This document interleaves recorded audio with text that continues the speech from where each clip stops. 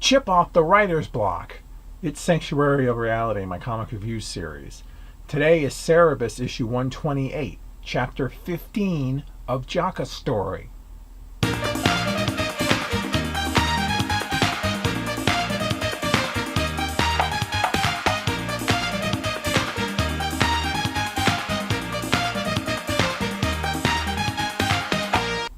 The next morning, Jaka awakens and goes about her routine when she discovers a letter from Cerebus. She screams for Rick, who, jolted out of a sound sleep, puts on pants and rushes to her, where she tells him Cerebus has gone to get the paint for Oscar.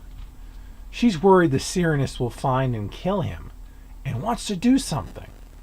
Rick, still half asleep, points out that Cerebus took his sword with him, and reminds her that he's the best fighter in Astarcion.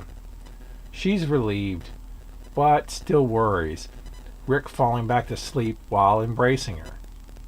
Elsewhere, Oscar tries to describe Jaka's dancing. He fails to do so adequately, and thus starts over. Later, Rick scrutinizes Cerebus' letter, and Jaka suggests they clean out the closets. Meanwhile, Oscar, at a loss for words, drops his cigarette in his lap.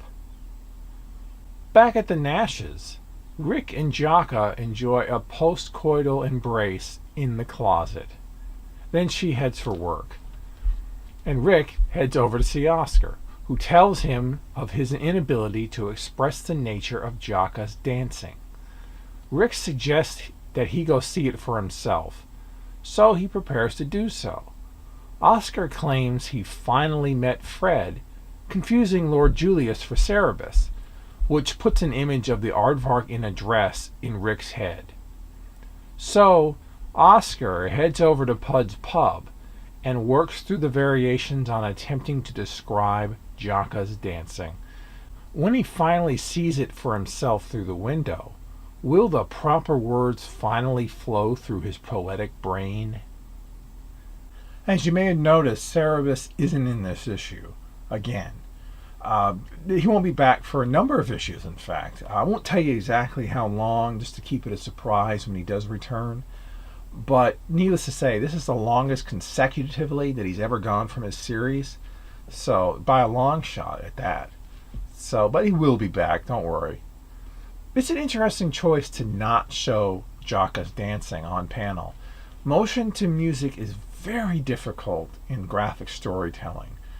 Not that it can't be done. After all, fight scenes are just dancing with a lot more noses broken, and comics are full of fight scenes, especially superhero comics. So, I mean, dancing can be done. I've seen it done plenty of places, but sometimes it tends to be awkward and stilted as a result of just the limitations of the medium. Letting Oscar describe it in words works so much better, both narratively and artistically, than simply showing it would have. Plus, it probably would have ate up most of the issue trying to show us. Turns out, we will see a little bit of her dancing next issue. But again, it's in an artistic manner that isn't merely panel after panel of each step, you know. It's not repetitive at all. It's very nicely done when it actually is done. So, yeah, I think this was a wise choice. So this was a very good issue. And the prose bits worked in tandem with the main story. They were integral. You couldn't skip over them this time without missing a huge, important part.